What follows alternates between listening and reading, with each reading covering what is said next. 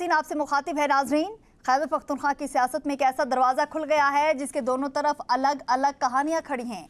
एक तरफ हुकूमत कहती है कि सिर्फ पुराने कानून को नए वक्त के मुताबिक तरतीब दिया गया है, तो दूसरी जानिब अपोजिशन इसे इख्तियार, इस्तिस्ना और इजहार राय के गिर्द खींची गई नई लकीर करार दे रही है। गिरफ्तारी से पहले स्पीकर की इजाज़त, हिफाजती हिरासत से इस्तिस्ना, सिक्योरिटी, असलहा लाइसेंस और दीगर मरात ने बहस को मजीद तेज कर दिया है। जबकि असम्बली कार्रवाई की रिपोर्टिंग से मुतालिक नई शिकें भी सवाल उठाती नजर आती हैं। इसी दौरान पंजाब में ऑडिट रिपोर्ट ने सरकारी खरीदारी पर सवालात खड़े कर दिए हैं और विफाकी काबीना ने पास्को को खत्म करने की मंजूरी भी दे दी है। नाज़रीन, प्रोग्राम के दूसरे हिस्से में बात होगी अडियाला जेल के बाहर सियासत की कहानी ने एक नया रुख इख्तियार किया है, जहां इंतजार ने एहतजाज का रूप धार लिया है और एहतजाज ने नई हिकमत अमली को जन्म दिया है। मुलाकात न होने पर इमरान खान की बहनों ने धरना दिया, मगर ऐलान किया कि आइंदा कारकुन नहीं बल्कि सिर्फ 3 बहनें अडियाला आएंगी। इसी धरने में कारकुनान के दरमियान तसादुम ने कई सवालात भी छोड़ दिए हैं। दूसरी जानिब बुशरा बीबी की अहले खाना से मुलाकात हुई है, जबकि बैरिस्टर गौहर ने एक बार फिर इमरान खान की फैमिली से मुलाकात का मुतालिबा करते हुए कहा कि मुलाकातों पर पाबंदी तनाव में मजीद इजाफा कर रही है। नाज़रीन, स्टूडियो से एक्सपर्ट्स भी हमारे साथ मौजूद हैं, जिनमें हमारा साथ देंगे तारिक सुमेर साहब, शकील करार साहब और इसके साथ साथ असगर चौधरी साहब। इसी के साथ साथ हमें ज्वाइन करेंगे डॉक्टर अली इमरान। बहुत शुक्रिया आप सभी का वक्त देने के लिए। तारिक सुमेर साहब, प्रोग्राम का आगाज़ सर मैं आपसे करना चाहूँगी। सर, जब भी कोई नया बिल जो है वो पेश किया जाता है, फिर वो मंजूर भी हो जाता है। हमने यही देखा है सर, कौमी असम्बली में एक बिल जो है वो भी मंजूर हुआ, फिर उसके बाद हमने पंजाबी असम्बली की भी बात करेंगे, वहाँ पे भी हुआ। अब सर, यही सीन जो है ये केपी के असम्बली में हुआ है और बहुत ही ज़्यादा इसको तनकीद का निशाना बनाया जा रहा है। एक तरफ तो इश्क़ इमरान की बात की जाती है और दूसरी तरफ इश्क़ इमरान में रहते हुए इस तरह के काम जो हैं किए जाते हैं, जो बानी पीटीआई को बिल्कुल पसंद नहीं थे। क्या कहेंगे इस पर? ये शुक्रिया काशा। ये बिल जैसे कि आपने थोड़ा सा बता भी दिया है, 30 अप्रैल को पास किया गया था और 6 मई को गवर्नर फैसल करीम कुंडी ने इसकी बाज़ाब्ता अप्रूवल दी और इसे खुफिया रखा गया। ना इसको नेशनल जो केपी असम्बली की वेबसाइट पे अपलोड किया गया, ना ही इसको पब्लिक किया गया। लेकिन मैं हैरान हूँ कि वहाँ से ये ख़बर लेट निकली। क्यों निकली, ये अलग बहस है। बात है, आपने ख़ुद बात कर दी है इश्क़ इमरान। बात शुरू हुई थी इश्क़ इमरान से। अब वो इश्क़ इमरान वाला सफ़र जो है इश्क़ मरात तक पहुँच गया है, इश्क़ ममनुआ असला बोर्ड तक पहुँच गया है, इसके सैलरीज़ में इजाफे तक पहुँच गया है, इसके टूल टैक्स, इसके तायात सफारती पासपोर्ट, इसके VIP लाउंज, इसके सरकारी रिहाइशगाहों में मुफ्त रहने की, और इसके मीडिया वो है कि 6 माह कैद, 10 लाख जुर्माना होगा अगर आपने स्पीकर की मर्ज़ी के ख़िलाफ़ कोई चीज़ रिपोर्ट कर दी, स्पीकर पर कोई जानबदारी का इल्ज़ाम लगा दिया, किसी MPA के मतलब कोई ऐसी बात रिपोर्ट कर दी। तो ये है। इसमें मैं ये कहूँगा कि अभी जो तनख्वाहें मुराद वाला मामला है उस हद तक तो चले ये करते तो ठीक होता था।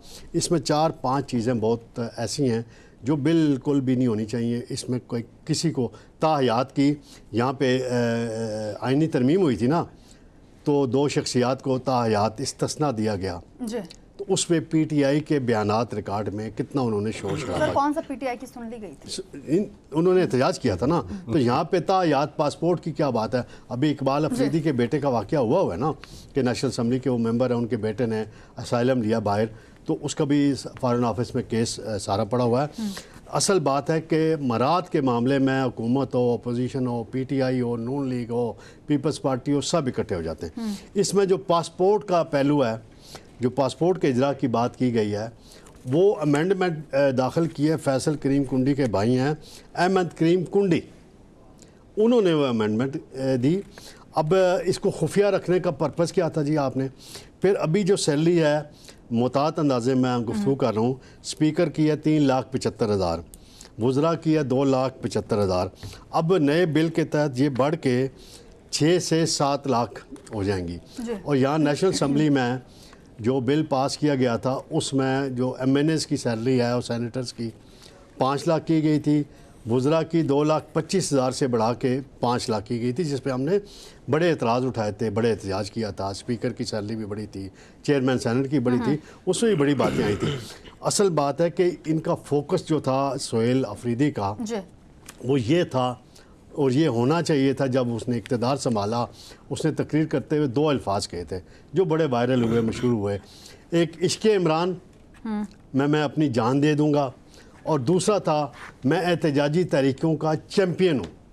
یہ دونوں زیرو ہو گئی ہیں. اس بل سے پہلے بھی ہو چکی ہیں. بل تو کل اس کی تفصیلات منظر عام پہ آئی ہیں نا. تو ان کو چاہیے کہ یہ بل واپس لیں, ہیلے بانے نہ کریں. اختیار ولی جو ہے نون لیگ کی وہاں ایم پی ایس کی مذمت کر رہے ہیں, تو نون لیگ کے ایم پی اے بھی وہاں خاموش تھے. اس کا مطلب ہے کہ سر ملے ہوئے تھے, میں وہی کہہ رہا ہوں نا, خاموش ہیں یار میری بات مکمل ہو وہاں پر. آپ اپنی باری میں جو آپ نے اپنی باری میں جو لیکچر دینا آپ دیں, مجھے ذرا بات مکمل کر لینے دیں کہ نون لیگ ہو. میں پہلے بھی کہہ چکا ہوں مراد کے معاملے میں, یہاں فیڈرل میں جب سیلریز بڑھی تھی نا, میں نے خود بیرسٹر گور صاحب سے پوچھا تھا کہ آپ اعتراض کر رہے ہیں کہ سیلری نہیں بڑھانی چاہیے تھی ان حالات میں, تو آپ سیلری نہ لینا, آپ لکھ کے دے دیں اکاؤنٹس برانچ کو نیشنل اسمبلی کی. تو انہوں نے کہا ہم لکھ کے نہیں دیں گے. یعنی کہ مراد کے لیے بالکل ٹھیک ہے. تو اس میں فیصل کریم کنڈی بات سنیں نا, بات کر رہی ہے نون لیگ کی. اور بھائی میں سب کی بات کر رہا ہوں. آپ پیش کے آپ کے بیرسٹر گور نے آپ کو نہیں ملا بات کرنے کے لیے. تھوڑا سا ٹائم دیجیے گا سر, آپ کا پوائنٹ. نہیں میری ایک پوائنٹ رہتا ہے. لیڈر وہاں پر کون ہے؟ ایک پوائنٹ رہتا ہے. لیڈر کون ہے طارق صاحب؟ نون لیگ کا نا یار, بتا دیا کہ نون لیگ بھی ملی ہوئی ہے. تو کیا آپ چاہتے ہو کہ میں لاٹھی اٹھا کے مار دوں کسی کو؟ کیوں نہ ماریں آپ جب آپ انہیں ڈیفینڈ کرتے ہیں. میں فیصل کریم کنڈی کا کنڈکٹ بتانے لگا ہوں. آج وہ آخری پوائنٹ, آج وہ اعتراض کر رہے ہیں. گورنر کے پاس یہ اختیار ہوتا ہے, کوئی بھی بل اس کے پاس آئے ایک مرتبہ اعتراض لگا کے واپس بھیج سکتا ہے. گورنر صاحب نے بھی وہ خفیہ رکھا, گورنر صاحب نے خفیہ رکھا اس معاملے کو. اور کیوں خفیہ رکھا وہ بھی تو بتا سکتے تھے نا. آج وہ بڑے چیمپئن بن رہے ہیں جی, میں اس بل میں یہ مسئلہ ہے. آج جو اپنا کیا نام ہے طلال چودھری صاحب نے بھی پریس کانفرنس کیا ہے. آج عظمیٰ بخاری بھی بول رہے ہیں. ان کو تو موقع مل گیا نا, ان کو تو موقع کس نے دیا ہے؟ سہیل افریدی نے دیا نا. مسلم لیگ نون کے کے پی کے صدر اختیار ولی نے آج پریس کانفرنس کی ہے. کے پی کے صدر نہیں ہے یار, وہ ترجمہ کہا کہ جی ہم اس بل کو نہیں مانتے. سمجھ لیں یہ طارق عثمان صاحب چیزیں کلیئر نہیں. اس کے بل کا موور کون ہے؟ لا منسٹر ہے کے پی گورنمنٹ کا, احمد کنڈی کی ایک امینڈمنٹ ہے. احمد کنڈی گورنر کے پی کے کا بھائی ہے جی, بھائی اس پارٹی سے.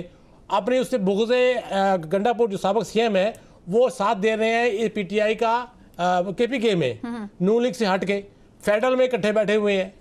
ٹھیک ہے, کہ وہاں جی بی میں مختلف جگہوں بیٹھے ہوئے ہیں. تو یہ ان کی سب ڈرامہ بازی ہیں, سیاسی کلا بازی ہیں ان کی, کہ ایک صوبے میں مخالفت ہے اور فیڈرل میں دونوں بھائی ہیں, اور تیسری جگہ پر جو ہے وہ ایک دوسرے کے مخالف ہیں.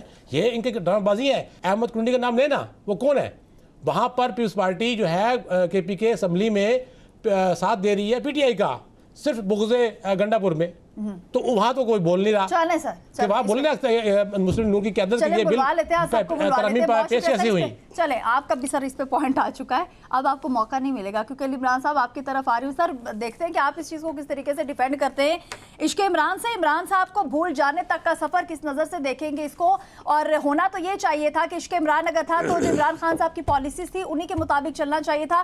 لیکن سر اب سوال جو ہے, بہت بڑا سوال جو ہے وہ کھڑا ہو چکا ہے کہ کیا بانی پی ٹی آئی بھی یہی چاہتے تھے, کیا بانی پی ٹی آئی کی بھی یہی پالیسیز تھی, یا سہیل آفریدی صاحب اس سے ہٹ کے کچھ کرنا چاہ رہے ہیں؟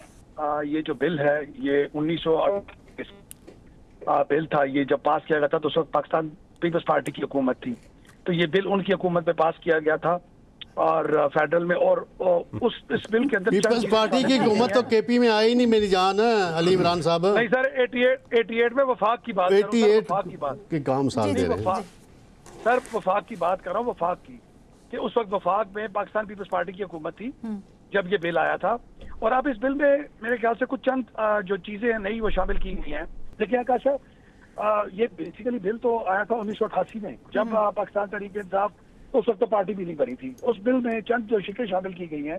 لیکن میں نے ابھی اس بل کو پڑھا نہیں ہے, جیسے کہ طارق سمیر صاحب نے بھی کہا, شکیل طرار صاحب بھی کہہ رہے ہیں کہ یہ بل تو پاس اپریل میں کیا گیا اور پھر مئی میں اس پہ गवर्नर साहब ने दस्तखत कर दिए, तो अभी तक ये बिल ना तो उसकी वेबसाइट पे है, ना इसकी हार्ड कॉपी किसी के पास है। मेरे पास जो इसके ऊपर हार्ड कॉपी आती है और मैं देखता हूँ, तो फिर मैं इसको पढ़ के इस पे कोई राय काम कर सकता हूँ कि आखिर सर ये हर हुआ क्या तरफ है। थरथली मची हुई है। आप कह रहे हैं अभी तक आपने इस बिल को देखा ही नहीं है। सर कल से पूरे पाकिस्तान में हल्ला मचा हुआ है सर इस पे। सर इस बिल का नाम है the Khyber Pakhtunkhwa provisional assembly power immunities and privileges bill 2026। ये आफ्ताब साहब हैं जो लॉ मिनिस्टर, उन्होंने पेश किया है, जो केपी में लॉ मिनिस्टर हैं, आपके दोस्त मैं सर हैं, आपकी- बहुत बड़े दोस्त हैं आपके अब वो। मैं तो यही कह सकता हूँ अली इमरान साहब इस बिल से लाइव निकले। नहीं, मैं इसलिए आपको अर्ज कर रहा हूँ कि बिल पे मैं तबसरा नहीं कर सकता कि जब तक आपको किसी ये चीज के हक़ाक़ के बारे में मालूम ना हो, तो मैं कोई प्रिजम्पशन पे बात कर नहीं सकता। अभी इसके भाई मुताबिक नोटिफिकेशन हो गया आपके है, फराइज में सर अंजाम दे। नोटिफिकेशन हो गया है, बिल्कुल, अब तो बिल्कुल स्पेकुलेशन नहीं है कोई। सर बिल्कुल नोटिफिकेशन इसका हो गया कि, लेकिन मैंने अभी कंसर्न लोगों से बात भी करनी है, पार्टी के लोगों से, कि अगर ये बिल पास हुआ है, जो कि हुआ है, और जिसका नोटिफिकेशन भी जारी हो गया है, तो अगर इसके मुहरक़ात और वजूहात क्या थी, क्या हमने पार्टी पॉलिसीज के मुताबिक इन चीज़ों को किया है, क्या इसमें पार्टी की टॉप टियर जो है ऊपर से लेकर नीचे तक तमाम लोगों की कंसर्ट शामिल थी, तो फिर मैं इसमें कोई तबसरा कर सकता हूँ। इस पे अगर बेहतर कोई तबसरा कर सकता है, तो इस पे जो इस वक्त हमारे इंफॉर्मेशन के मशीर हैं शफी जान साहब, वो बता सकते हैं, या आपको जो लॉ मिनिस्टर्स हैं वो इसके ऊपर पूरी तफसील से बता सकते हैं, क्योंकि मैं तो कासिर हूँ, ना मैं इस पर कोई तनकीद कर सकता हूँ, ना मैं इसकी अभी कोई तारीफ कर सकता हूँ, जब तक कंसर्न लोगों से बात ना हो जाए और मुझे ये सारी पिक्चर क्लियर ना हो जाए। चले सर, ये तो आपने सर बात ही खत्म कर दिया। मैं तो ये कहने पे अली साहब आपने बड़ी जान छुड़ाई है आज। नहीं, मैं तो वही कह रही हूँ, अली इमरान साहब जो हैं बोले इस पे। पीटीआई पंजाब से हैं और उनको इस बारे में इल्म ही नहीं है, उनको पता ही नहीं है कि इतना बड़ा, वो कहते हैं ना, उनकी नाक के नीचे इतना बड़ा एक काम हो गया, लेकिन वो इससे ला इल्म है। सो नहीं, आकाशा, सर आप सही कह रहे हैं, सर आप इमरान सही साहब कह की रहे हैं तर्जुमानी कर कि देता आप हूं। जब तक तमाम तो चीजें आपको पता नहीं चलेंगी, आप इस पे बात नहीं कर सकते। लेकिन सर यही, मैं इसके लाइल नहीं हूँ जी, क्योंकि आप मुझसे देखिए, आपके एतराजात हैं जो कि आकाशा जायज है, आपका कंसर्न जो है वो जायज है कुछ चीजों के ऊपर, तो मैं ये चाहता हूँ कि मैं इसके ऊपर जरा पार्टी जो क़यादत है उनसे बात करूँ, फिर पॉलिसी ले लें। ये मैं लाइन ले लूँ तो मुझे पता लगे, फिर मैं अपने इसके ऊपर जो मेरे तवज़ातों पे बात करूँ, तो ताकि मैं जो बात करूँ बड़ी ऑथेंटिक होनी चाहिए कि आखिर ये जो बिल पास हुआ इसके मुहरक़ात क्या थे, इसके पीछे कौन लोग थे। आपके पास जवाब ही नहीं है ना इस बात का, आपने क्या बात करनी। चले सर, मैं बिल्कुल चले बात सर, आपका पॉइंट सर मैं समझ गई हूँ, बहुत शुक्रिया, आपका पॉइंट इस पे नहीं भी आया लेकिन आ ही गया है। सो असगर चौधरी साहब आपकी तरफ आना चाहूंगी। सर केपी के असेंबली एक्ट जो है वो पास हो गया है, कानून का हिस्सा बना दिया गया है, लेकिन कानूनी तरीकाकार जो है वो नहीं अपनाया गया, जो कि बहुत ही ज्यादा जरूरी थी। जो दूसरों को दर्ज दिया जाता था, वो चीजें जब आपको खुद करना पड़ी तो आप सही से नहीं कर पाए, क्या कहेंगे इस पे? जी बिल्कुल काशा, देखिए 30 अप्रैल को ये बिल असम्बली से पास हुआ, 1 मई को एम न्यूज़ के ही प्रोग्राम में इस बिल के ऊपर बात हुई, जो बिलखसूस स्पीकर की मराद थी, और उसके ऊपर जो सूबाई हुकूमत के जो वज़ीर हैं वो अपनी तावीलें पेश करते रहे, वो तरदीद करते रहे। एक तो रिकॉर्ड की दुरुस्ती के लिए मैं ये चीज़ सामने रख देता हूँ कि आज की बात नहीं है, एम न्यूज़ 1 मई को इसके ऊपर बात कर चुका था।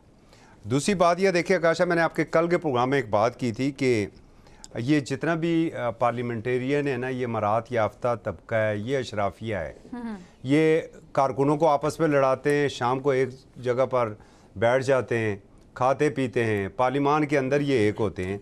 और इसकी सबसे बड़ी मिसाल हमें खैबर पख्तूनख्वा असम्बली में मिली है कि अपनी मराहत और अंधी ताकत के असूल के लिए ये सारे एक हुए हैं। बिल्कुल, जो हमें पेशावर असम्बली के हमारे दोस्त हैं, जर्नलिस्ट जो कवर करते हैं, उनके मुताबिक ये है कि सारी पार्लिमानी पार्टियां इस बिल की मंजूरी के अमल में शरीक थी। और शरीक क्यों ना होती भाई, उन्होंने क्लबों में जाना है। अब इस बिल के अंदर ये तक भी लिखा हुआ है कि उन्हें क्लबों की जो मेंबरशिप है वो फ्री मिलेगी। आप मुझे ये बताइए कि इस्लामाबाद क्लब है, इसकी मेंबरशिप किसी को फ्री मिल सकती है? बड़े पापड़ बेलने पड़ते हैं। तारक सुमैर साहब बैठे हैं, ये चूँकि रोज़ शाम को जाके उधर बैठ जाते हैं, इन्हें भी इस चीज़ का पता है। तो बात ये थी। दूसरे में मुझे ये बताइए, मेंबरशिप कैसे ली थी? जी कैसे ली थी मेंबरशिप इन्होंने? बस फॉर्म फिल करके और सारे पैसे जमा करा के नहीं, आप एंगलिंग ना देख, आप इस तरफ जरा देखें, नया पेंडोरा पाकिस्तान साहब आपको चाहिए, आपको चाहिए, मैं आपको मेंबरशिप दिलवा देता हूँ इस्लामाबाद क्लब की, क्योंकि आपकी पार्टी 70 लाख आप पे कर सकते हैं, मैं आपको दिलवा देता हूँ। तारक साहब बात सुने, आपकी पार्टी इस जुर्म में शरीक है सर। بات یہ ہے میری کہ پارٹی NPA نہیں، کو معذرت چاہتا ہوں، آپ یہ میری پارٹی کا لفظ نہ استعمال کیا کریں. میں جرنلسٹ ہوں، اب میں کسی پارٹی سے منسلک نہیں ہوں. آپ کو شرم آنی چاہیے، آپ کو شرم آنا چاہیے یہ الفاظ استعمال کرنے میں. مراد یافتہ طبقے کی بات کر رہا ہوں. بات نون لیگ کی کرتے ہیں. آپ عشق عمران میں مبتلا رہتے ہیں ہر وقت. نواز شریف، مریم نواز، آپ عشق عمران میں مبتلا رہتے ہیں. آپ حقائق پہ بات کریں، بل پہ بات کریں. میری ذات پہ کوئی آئے گا تو میں اس کو چھوڑوں گا نہیں، چاہے کوئی بھی ہوگا. پرسنل اٹیک نہ کریں. گولی آپ کے پاس ہے. میں تو نہیں مارتا گولی. آپ تو ایسے کریں میں چھوڑوں گا نہیں، کیا کریں گے آپ؟ اس طرح کی بات نہ کریں. موضوع پہ آئے نا، موضوع پہ بات کریں. آپ یہ کیا بات ہوئی؟ آپ پرسنل باتیں کرتے ہیں. آپ کیا کر لیں گے؟ فیکٹ کے اوپر فیکٹ پہ بات کریں، اس بل کے حقائق پہ بات کریں. حقائق کیوں اتاروں گا؟ آپ کی کا جواب دوں گا، آپ کی کے پر حقائق بیان کروں گا. شہباز شریف صاحب اور نواز شریف صاحب اس ملک کے محسن ہیں. آپ کیا باتیں کرتے ہیں نواز شریف کے خلاف؟ آپ کی جرأت، آپ چھوڑیں. اصل جو محسن ڈاکٹر قدیر ہے اس کو تو مار دیا آپ نے. وہ اللہ تعالیٰ کو خود پیارے ہوئے ہیں، وہ ہیرو ہیں، وہ قوم کے ہیرو ہیں. اور چھوڑیں، وہ جس نے قید کیا تھا پرویز مشرف نے، آپ اس کے خلاف جرأت کریں نا، بولے نا. آپ بولتے ہی نہیں ہیں پرویز مشرف کے خلاف. کسی عامر کے خلاف آپ بولے کبھی زندگی میں؟ کسی سرکاری افسر کے خلاف بولے ہیں؟ آپ پوچھتے ہیں میرے اوپر اٹیک کرتے ہیں. آپ کو جرأت نہیں ہے، میرے اوپر اٹیک کرتے ہیں. آپ کس بات پہ؟ آپ صحافی بنے، آپ صحافی بنے، آپ جرنلسٹ بنا کریں، کسی کا وہ نہ لیا کریں. آپ جرنلسٹ بنے اور حقائق پہ بات کیا کریں. تیاری کر کے آیا کریں پروگرام کے حساب سے. کیا بات کر رہی ہیں آپ؟ کدھر چلے جاتے ہیں؟ یہ کیا بات ہوئی؟ جب پہلے میں اپنی باری بول رہا ہوں، آپ دونوں نے پنگا لیا اس میں. آپ دونوں بیچ میں کودے. کیوں کودے میری باری میں؟ میری بات مکمل ہونے دیتے. گناہ کیوں گناہ ہوا ہے؟ اپنی باری میں بات کریں نا، اپنی باری میں بات کریں. یہ کیا بات ہوئی؟ جب میں بات کرتا ہوں آپ بیچ میں شروع کر دیتے ہیں. میں آپ کسی کا نام نہیں لوں گا. آپ مجھے مجبور کر رہے ہیں، آپ مجبور کر رہے ہیں، آپ مجبور کر رہے ہیں مجھے. آپ صحافی ہیں، آپ چھوڑ دیں. دھمکی کیوں لگائی آپ نے؟ دھمکی کس بات کی لگائی؟ دیکھ لوں گا. دیکھ لوں گا. کیا بات کرتے ہیں آپ؟ کیا دیکھ لیں گے آپ؟ دیکھیں آپ دونوں میرے سینئرز ہیں، پلیز بس اصغر چودھری صاحب جو ہونا تھا ہو گیا. ایک شاٹ ہے ہمارے پاس. سر ایک منٹ دیجیے گا پلیز. پروڈیوسر صاحب ایک ہمارے پاس ویڈیو ہے وہ پلیز دکھائیے گا. اختیار ولی صاحب کیا کہہ رہے ہیں؟ پہلی بات تو یہ کہ میرے بھائی نے بات تو کر لی، لیکن یہ نہیں کہا کہ ساری اپوزیشن نے مل کر یہ ترمیم لا کر آئے تھے اور اپوزیشن نے یہ ترمیم پیش کی اسمبلی میں. دیکھیں جہاں تک جہاں تنخواہ کی بات ہے، کیا ہوتا ہے آپ بولیں نون لیگ کی مذمت کرتا ہوں. جہاں تک وہ دو تین لوگ جو نہیں شامل نون لیگ کے ہی ہیں، میں ان کو چھوڑ کے جو میری پارٹی کے لوگ شامل ہیں میں ان کی بھی مذمت کرتا ہوں. آپ نون لیگ اور پیپلز پارٹی کا نام لے کے بولیں مذمت کرتا ہوں. میں دونوں کی کرتا ہوں. دونوں اور ان کی بجائے نام بولے نا ان کا. بولے میں نون لیگ اور پیپلز پارٹی کی مذمت کرتا ہوں. میری جماعت کا ہے. وہ نام نہیں لے رہے تھے، ان سے نام جو ہے نکلوایا جا رہا تھا. یہاں پہ نام لے لیا تو بہت بڑا وہ کہتے ہیں طوفان آ گیا. شکیل قرار صاحب، یہ نون لیگ جو ہے اس نے بھی اس کو ایکسیپٹ کیا تھا. اس کے بعد پیپلز پارٹی کے بھی لوگ وہاں پہ جو موجود تھے انہوں نے بھی ایکسیپٹ کیا. پھر پی ٹی آئی پہ اس چیز کا الزام جو ہے وہ سراسر ڈالا جا رہا ہے کہ گورنر جو ہیں کے پی کے، انہوں نے بھی اس چیز کو ایکسیپٹ کیا تھا. ان کے جو سگنیچر ہیں وہ وہاں پر موجود ہیں. کیا کہیں گے اس پہ؟ دیکھیں آکاشا، نون لیگ کی تو ہسٹری ہے کہ وہ اس کے اندر آج بھی ایک آمرانہ پالیسی ہے اور قیادت کے خلاف کوئی بول نہیں سکتا. جی بولنے والے کا کیا حال ہوتا ہے اس میں ایک نہیں درجنوں مسئلے موجود ہیں کہ پارٹی کے اندر پالیسی کے خلاف بولنے والے پر یا اختلاف یا تحفظات رکھنے والے کے ساتھ کیا ہوتا ہے. اس کی نسبت پیپلز پارٹی میں کسی حد تک جمہوریت ہے اور وہ بات سنتے بھی ہیں، تنقید برداشت بھی کرتے ہیں. مسلم لیگ نون نہیں کرتی ہے. مسلم لیگ نون صرف چند خاندانوں کے گرد گھوم رہی ہے، آپس میں رشتہ داریاں کر لی ہیں اور کسی کو اس میں داخل ہونے نہیں دیتے. اقتدار بھی اسی خاندانوں کے گرد گھومتا ہے. یہی وجہ ہے کہ مسلم لیگ نون میں کے رہنے والے جیسے اختیار ولی آپ نے سن لیا کہ انہوں نے اب اس بل میں کون پیش کر رہا ہے، اس میں ترمیم کون پیش کر رہا ہے، پیپلز پارٹی والے، اس میں سائن کون کر رہا ہے، گورنر پیپلز پارٹی کا. لیکن وہاں یہ کھل کے نہیں بول سکتے. کیوں نہیں بول سکتے؟ منافقت ہے نا، کیونکہ فیڈرل گورنمنٹ میں اکٹھے بیٹھے ہیں، وہاں پر اپوزیشن میں ہیں یا حکومت کے ساتھ ہے، یہ فیصلہ انہوں نے خود کرنا ہے. آپ بیشک پی ٹی آئی کو دیکھیں نا، بل کی اس میں بل میں دیکھیں آکاشا دو تین چیزیں ہیں. ایک تو بل یہ کہ اس میں کوئی شک نہیں ہے کہ بات ہو رہی بلو پاسپورٹ کی. بلو پاسپورٹ جو ہے وہ سب کا اختیار ہے ممبران پارلیمنٹ کا. اس میں ترمیم پیش کی گئی کہ تا حیات ان کی فیملی کو بھی دیا جائے، یعنی کہ اہلیہ کو بھی.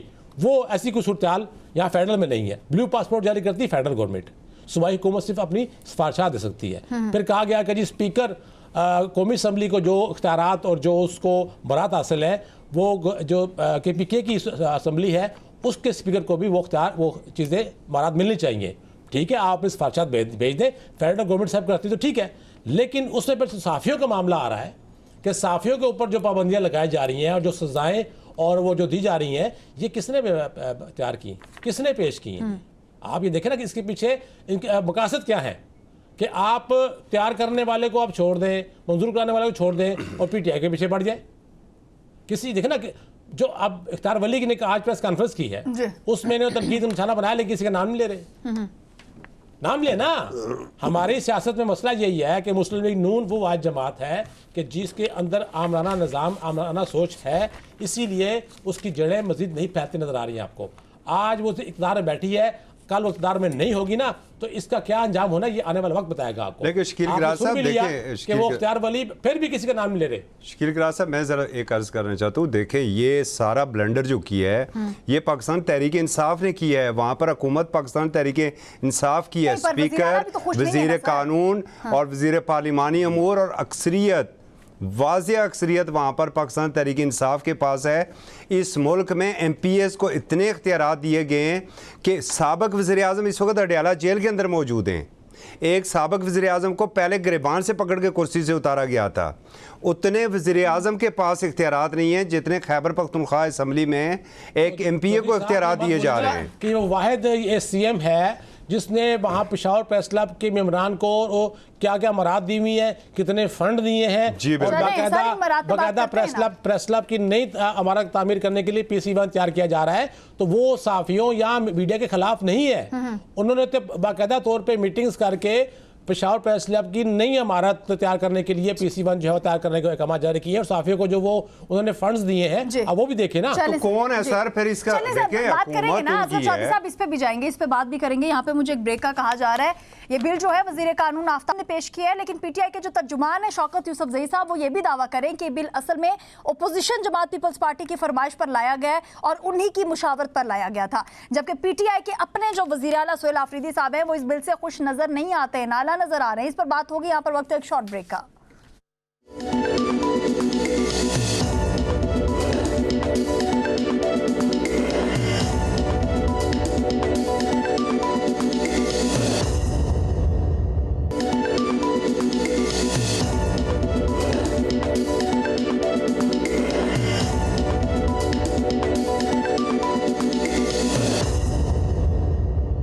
Welcome back. ایک مرتبہ پھر آپ کو خوش آمدید کہیں گے. اور مجھے اس بریک میں کہا گیا کہ آپ بولتی بہت زیادہ ہیں، سب میں چاہ رہی ہوں کہ طارق سمیر صاحب کو تھوڑا موقع دوں بولنے کا.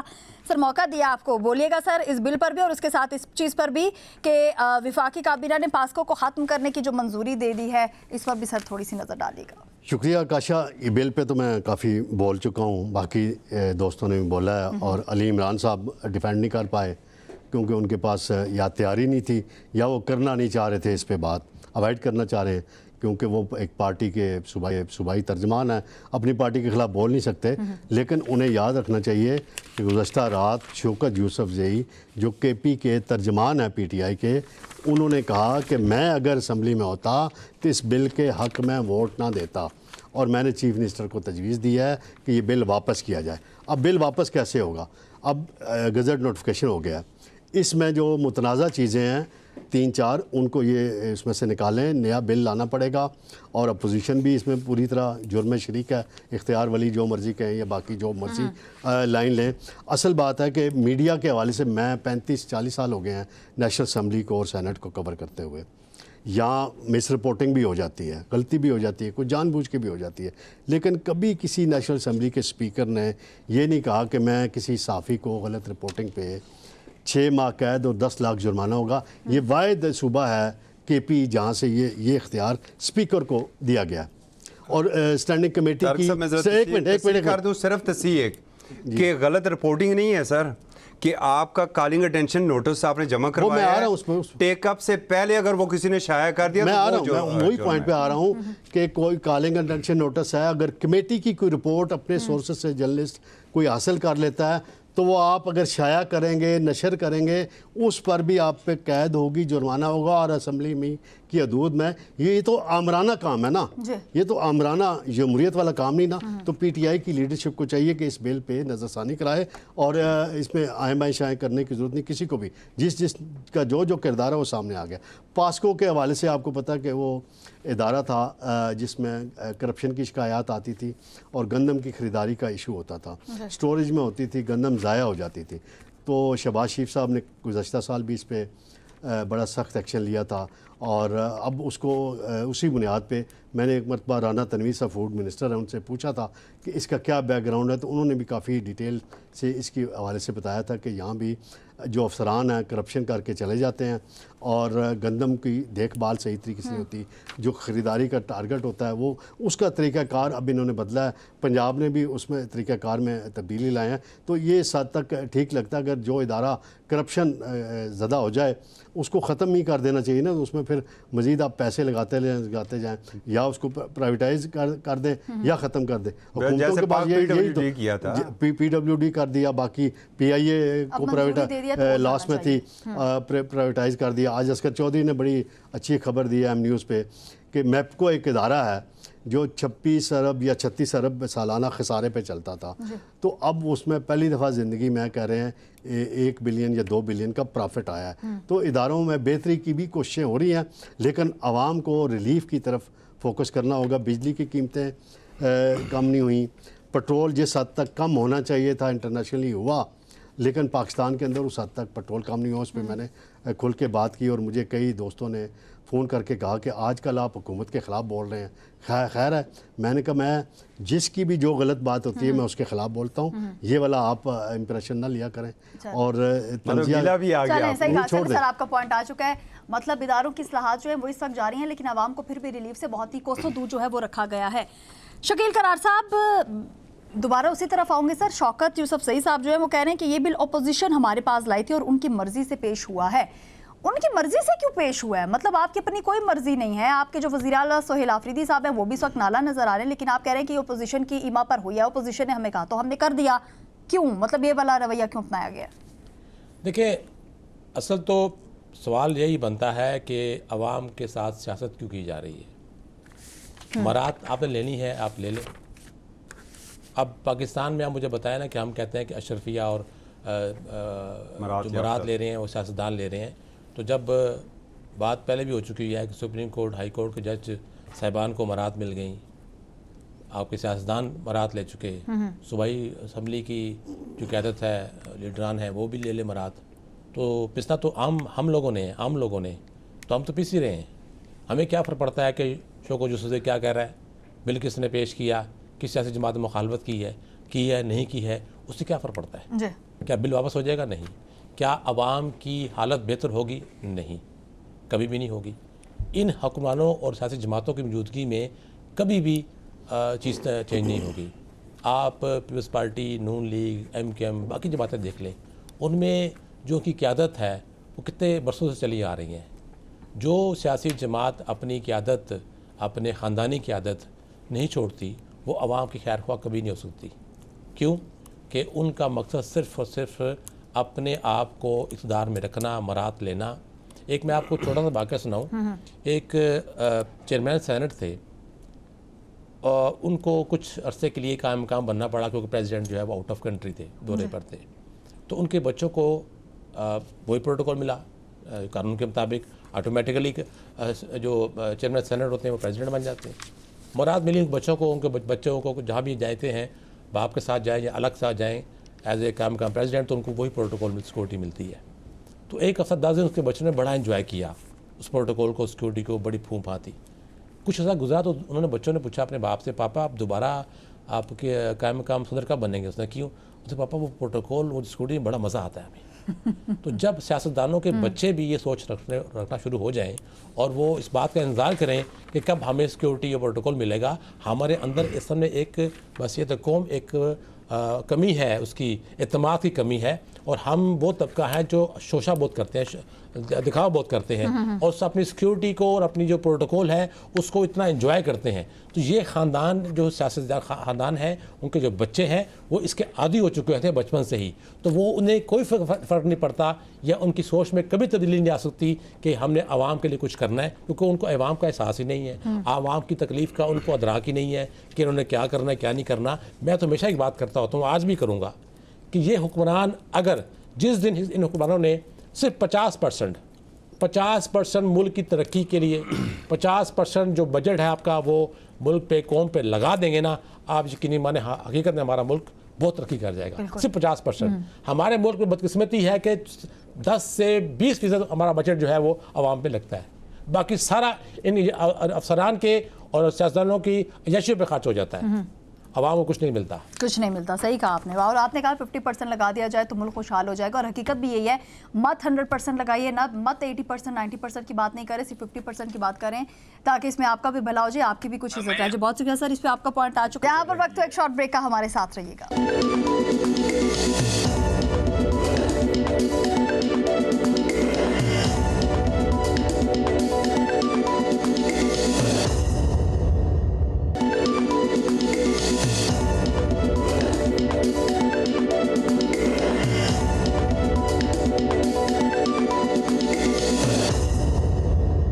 Welcome back. ایک مرتبہ پھر آپ کو خوش آمدید کہیں گے. پہلے عمران صاحب آپ کی طرف آنا چاہوں گی. سر, کل ملاقات کا دن تھا بانی پی ٹی آئی سے, سو بانی پی ٹی آئی کی جو بہنیں ہیں وہ بھی وہاں پہ موجود تھی, کارکنان بھی وہاں پر موجود تھے.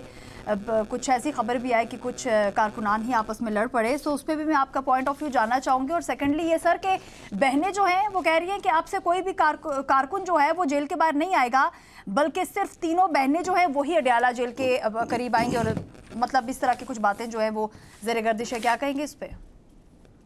جی آکاشا, کیونکہ کل میں کچھ ذاتی مصروفیات کی وجہ سے اڈیالہ نہیں جا سکا, کیونکہ میری تو بڑی ریگولر حاضری ہوتی ہے, لیکن کل سنس میری کوئی فیملی تھوڑی سی انگیجمنٹ تھی, تو جس کی وجہ سے میں اڈیالہ نہیں جا سکا. لیکن جو سننے میں آیا وہ یہی ہے کہ وہاں پر کوئی دو ہمارے پارٹی کے کچھ گروپس تھے, گروپ کیا پارٹی کے ہی کارکنان کچھ آپس میں کچھ شاید ان کی کوئی لڑائی جھگڑا ہوا وہاں پر, اور اس کے بعد علیمہ خان صاحبہ نے, جو میرے سننے میں بات ہے یہ مبینہ طور پر, انہوں نے یہ کہا کہ آئندہ کے بعد پارٹی ممبر جو کارکنان ہیں وہ اڈیالہ کے باہر نہ آئے. اس سے پہلے جتنے بھی ہمارے کارکنان اور پارٹی کی قیادت اور سینیٹرز اور ایم پی ایز اور ممبر نیشنل اسمبلیز, جتنے بھی پارٹی کے جو جتنے بھی گروپس ہیں, ہاں وہ یوتھ ہے, وہ اسٹوڈنٹس ہیں, یا پارلیمنٹیرینز ہیں, کارکنان وہاں پر آئے, ان سب کا شکریہ بھی انہوں نے ادا کیا. اور انہوں نے کہا کہ آئندہ کے بعد ہم صرف 3 بہنیں ہی آئیں گی, اور وہ لوگ آئیں کہ یا وہ لوگ آئیں جن کا نام لسٹ میں ہے, کیونکہ یہ تو جس طرف دھرنا ہوتا ہے اس طرف تو خیر جن لوگوں کی ملاقات ہوتی ہے وہ دوسری طرف سے آتے ہیں, لیکن جو احتجاج کے لیے وہاں پر بیٹھتے ہیں ان کو گورکھپور والی سائڈ سے آتے ہیں. تو انہوں نے کہا کہ وہ لوگ آئیں اور وہ اڈیالہ میں جا سکتے ہیں. میں یہ سمجھتا ہوں کہ جیسے بیرسٹر گور صاحب نے بھی کہا کہ مزید نفرتوں کو بڑھاوا دیا جا رہا ہے, اور جس طرح کا یہ سلوک آج کیا جا رہا ہے پاکستان تحریک انصاف کے ساتھ, یہ بڑا میں سمجھتا ہوں کہ ایک ریاستی دہشت گردی ہے اس حکومت کی طرف سے, کہ اگر ایک قیدی جس کو قانون اجازت دیتا ہے کہ آپ اس کی ویک میں, اور اسلام آباد ہائی کورٹ نے جو آرڈرز کیے اس کے مطابق ہفتے میں 2 دفعہ ان کی ملاقات کروائی جائے, اگر نہیں کروائی جا رہی تو یہ کھلا جو ہے وہ اس کے قانون کا جو ہے وہ مذاق اڑایا جا رہا ہے. اور اس وقت عدالتوں کو چاہیے کہ وہ اپنے جو اختیارات ہیں ان کو استعمال کریں اور دیکھیں کہ کیوں آخر پاکستان, دیکھیں عمران خان اس ملک کی سب سے بڑی سیاسی جماعت کے سربراہ ہیں, اور پاکستان کی عوام ان سے پیار کرتی ہے, اور میرے خیال سے اگر یہ ساری چیزیں مائنس کر بھی دی جائیں کہ اگر وہ کسی پارٹی کے سربراہ نہ بھی ہوں اور کسی کے پولیٹیکل پارٹی سے ان کا تعلق نہ بھی ہو, تو ایک عام شخص, ایک عام پاکستانی لا ابائڈنگ سٹیزن کے طور پر بھی لے لیں تو ان کو اس وقت آپ کو جو ہے وہ ملاقات کروانی چاہیے. اور اس میں نہ صرف پاکستانی قانون بلکہ انٹرنیشنلی یونائٹڈ نیشن یہ کہتا ہے جو منڈیلا رولز کے مطابق بھی, کہ کسی بھی قیدی کو, سیاسی قیدی کو 15 دن سے زیادہ جو ہے وہ آپ آئسولیشن میں نہیں رکھ سکتے, اس کو آپ قید تنہائی میں نہیں رکھ سکتے. لیکن خدا جانے آج 8 مہینے ہو گئے ہیں کہ خان صاحب سے نہ تو کسی पार्टी के जो रफ़का हैं उनसे मुलाकात करवाई गई है, ना ही वकला को इजाज़त है, ना ही उनकी फैमिली की किसी सवाए एक या दो 15-15 मिनट की जो मुलाकातें उनकी बहन से करवाई गई थी डॉक्टर उज़मा से, तो उसके अलावा उनकी मुलाकात नहीं करवाई गई। मैं ये समझता हूँ कि पाकिस्तान के इदारों को अपने आप को उनको खड़ा होना चाहिए सिस्टम के सामने और उन्हें बताना चाहिए कि आखिर दुनिया में जो माशरे कायम रहते हैं वो सिर्फ इंसाफ के ऊपर ही कायम रहते हैं। अगर माशरों में इंसाफ और ख़त्म हो जाए और लाकानूनियत का गलबा आ जाए तो फिर आप देखते हैं कि वहाँ पर टर्माइल होता है, वहाँ पर ना तो किसी की सुनी जाती है ना मानी जाती है। नहीं सर, अब क्यों मैं ऑप्शंस की तरफ आ जाती हूँ। अब क्या है आपके पास ऑप्शंस? क्योंकि अब अलीमा खानम भी कह रही हैं कि आपको जेल के बाहर आने की जरूरत नहीं है, जिनके नाम है फहरिस्त में, जो फहरिस्त जारी होती है उसमें अगर नाम है तो देन वेल एंड गुड, नहीं तो बस हम तीनों बहनें वहाँ पे होंगी। जी आकाशा, देखें अब एक सियासी कारकुन के पास जो सबसे बड़ा उसका हथियार होता है वो होता है पुरअमन एहतजाज।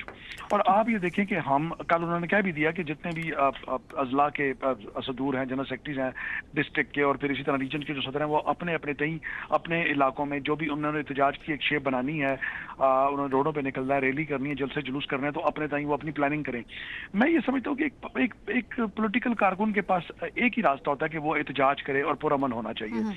और जितनी वो हमें इजाजत है आकाशा, आपको भी पता है जो हमारे साथ हुआ आकाशा, वो बार बार मेरे ख्याल से पूरी पाकिस्तानी कौम भी जानती है, आप भी जानती हैं। तो आखिर जितना लोगों को मारा पीटा गया, 12 से 14 हज़ार कारकुनान आज भी जेलों के पीछे हैं।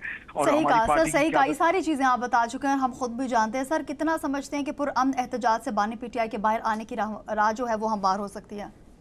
तो मैं तो आकाशा यही समझता हूँ कि अगर आपने पार्टी के देखें ना, चीफ ऑर्गेनाइजर पंजाब आलिया हमजा, यास्मीन राशिद, सनम जावेद, सरफराज चीमा साहब, एजाज चौधरी, इतने सारे लोगों को सजाएं देकर आपने जेल में फेंक दिया, पार्टी कारकुनान के घरों में भी चले गए। आप पार्टी के अंदर भी तो आप देखिए ना, आखिर इस मुल्क के जो शहरी हैं उनके भी अपने बच्चे हैं, उनके घर हैं, जायदाद हैं, वो नौकरी पेशा लोग हैं, उनके काम कारोबार हैं। तो आप जब तक वो बाहर जब आते हैं आप उनको मारते हैं, आप उनके सरों में गोलियां मारते हैं। 26 नवंबर को क्या हुआ, 5 अक्टूबर को क्या हुआ, फिर उसके बाद 9 मई के जो हुआ, जो आज तक जिसका ये सॉर्ट आउट ही नहीं किया जा सकता कि क्या पीटीआई इसमें शामिल थी कि नहीं। अगर इन सारी चीज़ों को देखें और फिर हम कारकुनों को बाहर निकालें और कारकुन बाहर आएँ और फिर उन पर यही तशद्दुद हो, तो हमें वो चीज़ें भी 4 दफ़ा सोचनी पड़ती हैं कि आखिर जो पार्टी कारकुनान है वो भी, उनका भी खानदान है। बिल्कुल, या ऐसा करना भी चाहिए या नहीं करना चाहिए। बहुत शुक्रिया सर, इस पर आपका पॉइंट आ चुका है। इस वक्त असगर चौधरी साहब आपकी तरफ आना चाहूँगी। सर पहले तो हम देखते रहे मुज़ाहमत, इनका जो पीटीआई की मौजूदा क़यादत है या पीटीआई का जो एक वोटर है, सपोर्टर है, वो भी यही समझता था शायद मुज़ाहमत से तमाम तर मसाइल जो हैं वो हल हो सकते हैं। लेकिन अब हम आहिस्ता आहिस्ता देख रहे हैं कि पीटीआई की क़यादत की बात कर ली जाए, बहनों की बात कर ली जाए या वोटर सपोर्टर की बात कर, मतलब सभी अब ये समझते हैं कि मुफाहमत की तरफ अगर आया जाए तो बानी पीटीआई से मुलाकात भी हो सकती है और भी बहुत सारी नरमियाँ जो हैं वो पीटीआई के लिए हो सकती हैं। है कुछ ऐसा? जी बिल्कुल, क्यों नहीं हो सकती है आकाशा। पीटीआई कर ले, जाके मुफाहमत कर ले, जाके बैठ जाए। जो अडयाला जेल के अंदर बैठा हुआ है ना, वो इस बात को नहीं मान रहा है। और पीटीआई की जो आज की क़यादत है, इंतहाई माज़रत के साथ, डॉक्टर साहब चूँकि तर्जुमान हैं, वो इत्तेफाक मेरी बात से नहीं कर सकते। वो इत्तेफाक करेंगे तो शाम को सारे उनके पीछे हो जाएंगे। देखें, जो इमरान खान साहब की जो बहनें हैं, उन्होंने ये क्यों कहा है, इसका पस मंज़र क्या था, ये ज़रूरत उन्हें क्यों पेश आई?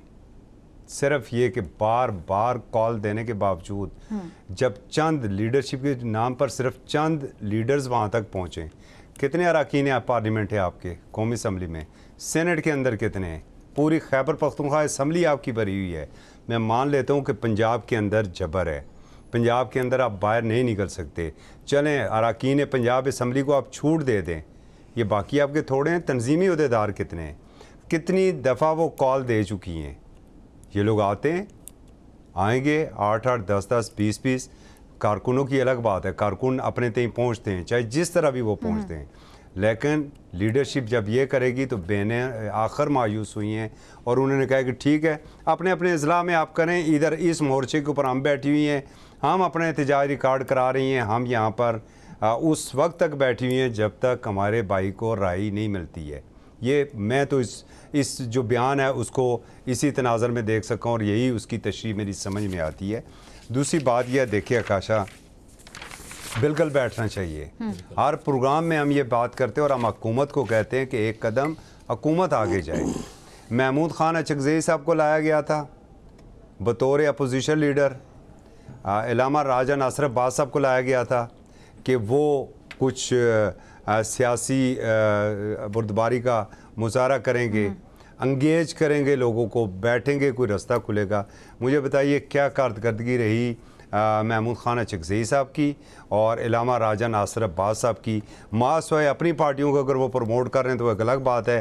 عمران خان صاحب کے لیے انہوں نے کچھ نہیں کیا ہے. ہاں میں نہیں نظر آیا ہے. اس سے پہلے یہ تھا کہ کم از کم قومی اسمبلی میں جو تحریک انصاف تھی وہ کچھ نہیں کرتی تھی تو بجٹ ڈاکومنٹس ہی پھاڑ کے حکومت کے اوپر پھینکتی تھی. آپ کے سامنے اقبال افریدی صاحب کو آپ دیکھ لیں, پورا بجٹ سیشن ان کے اوپر پابندی لگی. اور اقبال افریدی وہ شخص تھے کہ جو اس ڈسپلن کے اندر ہی نہیں آتے تھے. وہ کہتے تھے کہ آپ سارے کمپرومائزڈ ہیں. 26 نومبر پی ٹی آئی کا ایک اپنا دعویٰ ہے, حکومت کا ایک اپنا دعویٰ ہے. ہم نے دیکھا کہ جو طاقت 26 نومبر کو تھی اور 24 اور 26 نومبر 2024 کے یہ جو 48 گھنٹے تھے, میرے خیال میں جو اطلاعات ہم تک تھیں کہ عمران خان صاحب کی رہائی بہت قریب تھی. آج مجھے پی ٹی آئی بتا دے کہ عمران خان صاحب کی رہائی کتنے قریب ہے. بالکل, اب تو ہمیں بڑے دور نظر آ رہی ہے وہ رہائی. بہت دور کیا سوچ رہی ہیں فی الحال. ٹھیک ہے. بہت شکریہ سر. ساتھ آکاشا میں ایک چیز ایک شکوہ میں کروں گا.